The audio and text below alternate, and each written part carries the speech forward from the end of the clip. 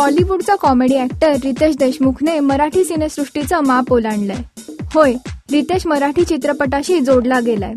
नाही, त्याने त्यात काम नाही केलंय, परंतु रितेशने हा चित्रपट सादर केलाय.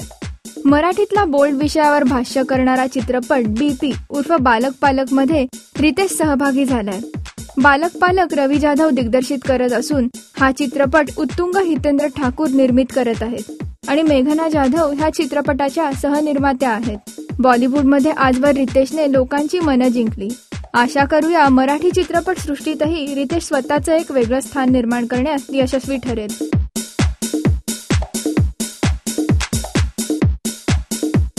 राजश्री.com करिता वैभवी प्रधान.